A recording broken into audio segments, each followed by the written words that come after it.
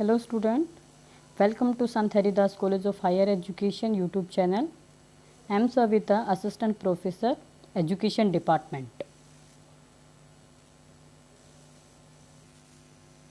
Today topic is program learning, types of program learning.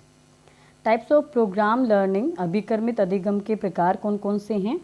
सबसे पहला programme learning का type है रेखीय अभिकर्मित अनुदेशन, linear programming. Second is branching programming, शाखीय अभिकर्मित अनुदेशन. थर्ड इज मैथमेटिक्स प्रोग्रामिंग, अवरोह अभिकर्मित अनुदेशन. Fourth is learner assisted program, विद्यार्थी नियंत्रित अनुदेशन. Fifth and last computer assisted programming, computer सहायता अनुदेशन. रेखीय और शाखीय से पर आधारित बहुत सारे क्वेश्चन फ्रेम होकर आते हैं. कभी इनके डिफरेंसेस पूछे जा सकते हैं, शॉर्ट नोट में टाइप्स पूछे जा सकते हैं. वहाँ पर आप एक डेफिनेशन और मीनिंग के साथ साथ इनके टाइप्स को थोड़ा थोड़ा डिफाइन करोगे तो शॉर्ट नोट में इस क्वेश्चन को फ्रेम कर सकते हो.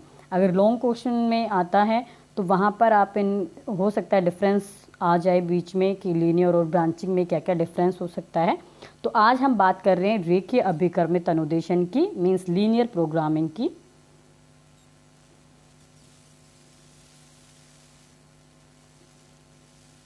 नेक्स्ट रेखीय अभिकर्मित अनुदेशन. रेखीय अभिकर्म का प्रतिपादन बीएफ स्किनर ने किया था. ये हिंदी मीडियम में साथ में इसलिए है क्योंकि हिंदी मीडियम स्टूडेंट्स को बेनिफिट करने के लिए उनके लिए भी बेनिफिशियल है. कई बार लैंग्वेज प्रॉब्लम आती है, बच्चे एक्यूरेट नहीं कर पाते हैं, उनको ट्रांसलेट नहीं कर पा रहे, जिनको समस्या आ रही हैं, तो उनके फ़ायदे के लिए रेखीय अभिकर्म का प्रतिपादन बीएफ स्किनर ने किया था. कि इंट्रोड्यूस जो किया था वो बीएफ स्किनर ने किया है लीनियर प्रोग्रामिंग को.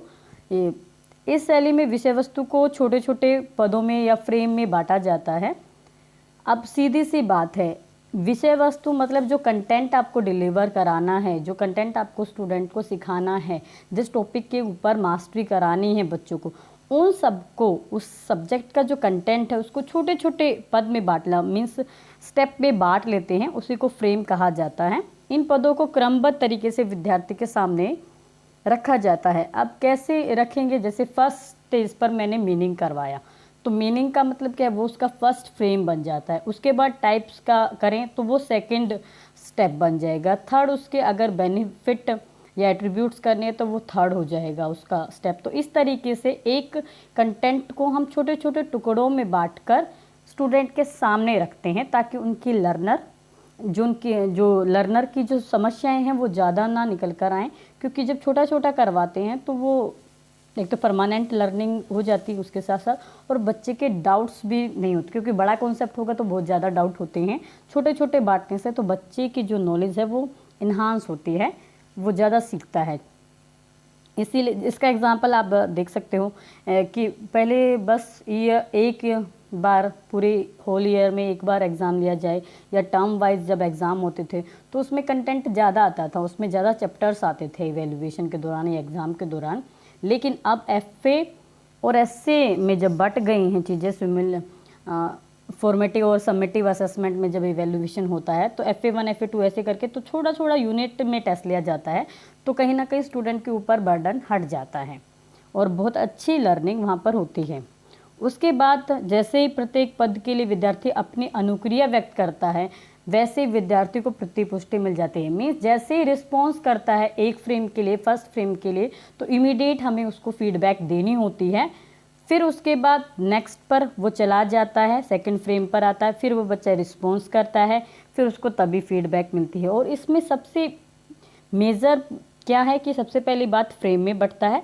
Second most important thing is कि वो अपनी गति से सीखता है. सेल्फ स्पीड होती है यहाँ बच्चे की सीखने, वो किसी पर ऐसे बर्डन नहीं है टीचर का वहाँ पर कि तुम जल्दी जल्दी करो, या कोई किसी दूसरे स्टूडेंट को देखकर वो नहीं करता है, वो अपनी स्पीड से बच्चा करता है यहाँ पर.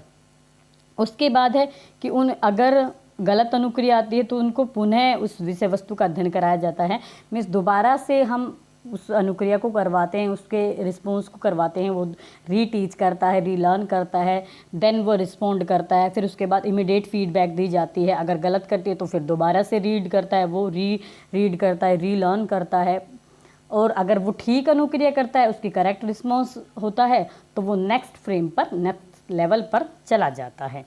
क्लियर। उसके अब इसमें देखा गया है कि अधिगमकर्ता को तब तक दूसरे पद की विषय वस्तु प्रस्तुत नहीं की जाती जब तक वह अपने पहले पद की विषय वस्तु को सीखकर सही अनुक्रिया नहीं करता। इसका मतलब ये है, जब तक उस बच्चे को फर्स्ट फ्रेम पर मास्टरी नहीं मिल जाती है, फर्स्ट फ्रेम वाला जो कंटेंट है वो क्लियर नहीं हो जाता है, तब तक टीचर के द्वारा जो फ्रेम किया गया है लीनियर प्रोग्राम या प्रोग्रामिंग, वो तब तक उसके पास शो नहीं होती जब तक उसकी करेक्ट जब रिस्पॉन्स नहीं आ जाता। जब तक इनकरेक्ट आता रहेगा वो रीड करता रहेगा, और अगर जब उसने सीख लिया सही, जब उसने सही रिस्पॉन्ड कर दिया, सही अनुक्रिया कर दी, उसका आंसर एक्यूरेट करेक्ट निकल कर आ जाता है, तब उसके सामने नेक्स्ट लेवल का फ्रेम आ जाता है।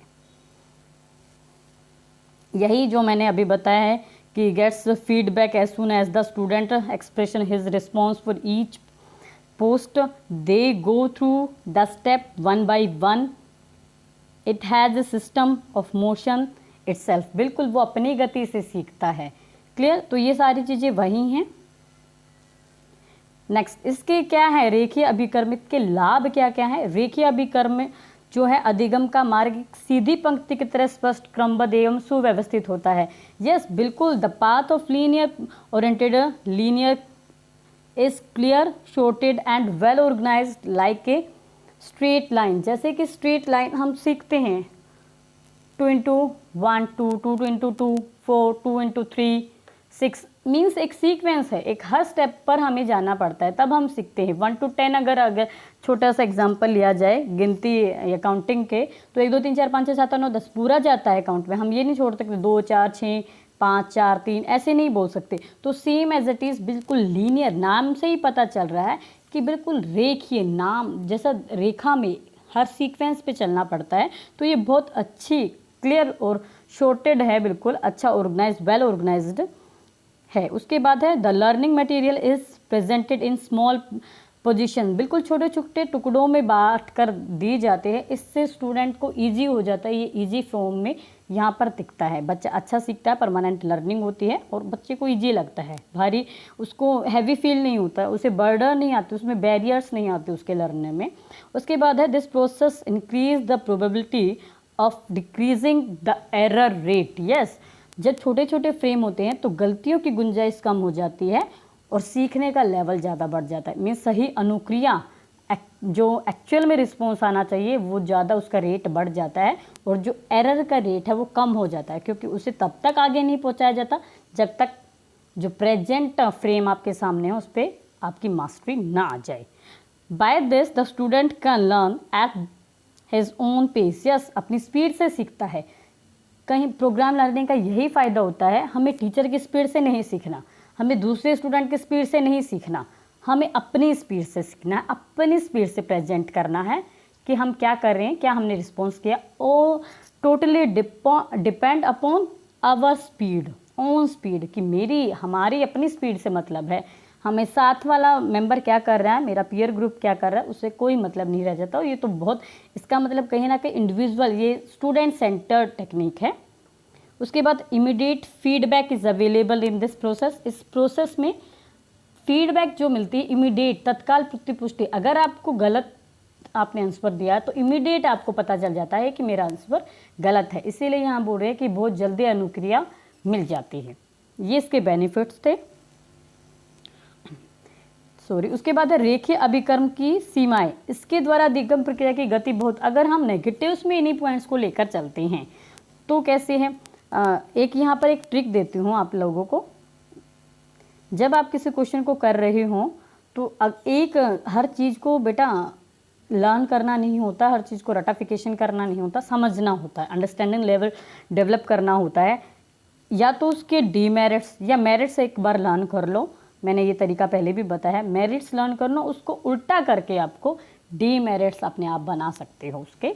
जैसे कि it reduce the speed of learning process very much. जैसे कि हमने इसका प्लस पॉइंट ये लिया था कि अपनी स्पीड से बच्चा सीखता है, लेकिन इसका ये भी है कि हर बच्चा जब अपनी स्पीड से सीखेगा तो हमारा जो करिकुलम है, जो हमारा कंटेंट है, जो हमारा सिलेबस है वो रन नहीं कर पाता और बहुत टाइम कंज्यूमिंग हो जाता है। तो इसे स्पीड लर्निंग जो प्रोसेस है बिल्कुल क्या स्पीड रिड्यूस कर देता है। This force the student to respond thereby destroying the student's natural freedom of learning। जो नेचुरल फ्रीडम है बच्चे को कि गलत अनुक्रिया देता है। हर तरीके के स्टूडेंट मिलते हैं हमारी क्लास में। कुछ बच्चे स्लो लर्नर भी होते हैं, कुछ बच्चे एक्टिव भी होते हैं, बहुत ज़्यादा गॉड गिफ्टेड भी होते हैं बच्चे जिनका IQ लेवल बहुत हाई लेवल पे होता है। और कहीं ना कहीं हमें एक ये पूरा कंट्रोल्ड होता है प्रोग्राम लर्निंग में कि आंसर बंधे होते हैं, क्लोज्ड आंसर वाले क्वेश्चन यहाँ पर आते हैं, यस हो नो वाले जैसे। तो कहीं ना कहीं जो हमारी स्वतंत्रता है, इसमें इंटरेक्शन नहीं हो पाता इतना टीचर्स के साथ, तो कहीं ना कहीं स्टूडेंट्स की जो फ्रीडम है वो कम हो जाती है यहाँ पर। This process is not suitable for all subject.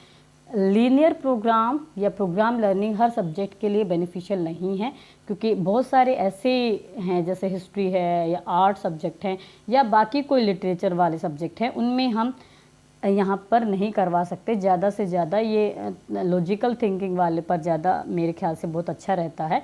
तो ये हर सब्जेक्ट के लिए, ड्राइंग जैसे सब्जेक्ट या कोई और बाकी सब्जेक्ट है उनके लिए बेनिफिशियल नहीं है। उसके बाद इसके लिए ट्रेन टीचर चाहिए जो एक अच्छे प्रोसेस को सक्सेस बना सकते हैं। ऐसे ही नहीं, टीचर को पता नहीं प्रोग्राम लर्निंग क्या होती है, लीनियर प्रोग्राम होता क्या है, और मैं ऐसे ही फ्रेम करवाने चली जाऊं, बच्चों को टास्क दे दूं और बस बैठी रहूं, या फिर बच्चे बैठे रहे उन्हें यही नहीं पता कि प्रोग्राम लर्निंग होती क्या है, लीनियर प्रोग्राम है क्या, उसके क्या क्या स्टेजेस हैं, उसमें क्या फीडबैक देनी होती है, कैसे रिस्पॉन्स करना होता है। अगर वो अच्छे टीचर को नहीं समझ में आ रहा तो वो कहाँ से इसको सक्सेस कराएंगे। तो इसके लिए ट्रेन टीचर का होना भी बहुत ज़रूरी है। तो ये लिमिटेशंस थी। Thank you so much. Thank you so much for watching.